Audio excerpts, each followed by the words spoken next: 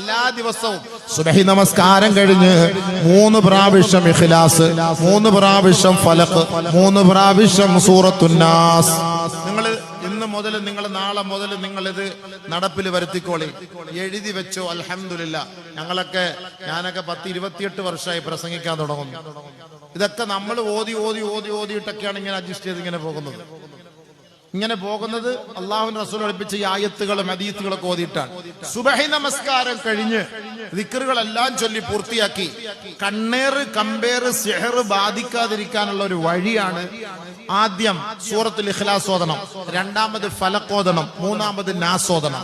വീണ്ടും ഒന്നും കൂടി ഖുൽ ഹുവല്ലാഹു അഹദ്, ഖുൽ അഊദു ബിറബ്ബിൽ ഫലഖ്, ഖുൽ അഊദു ബിറബ്ബിൻ നാസ്. വീണ്ടും മൂന്നാമത് ഖുൽ ഹുവല്ലാഹു അഹദ്, ഖുൽ അഊദു ബിറബ്ബിൽ ഫലഖ്, ഖുൽ അഊദു ബിറബ്ബിൻ നാസ്.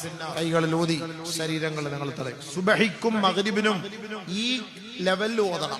3 പ്രാവശ്യം ഇഖ്ലാസ്, 3 പ്രാവശ്യം ഫലഖ്, 3 പ്രാവശ്യം നാസ്. അത് ഓതേണ്ടത് എങ്ങനെ?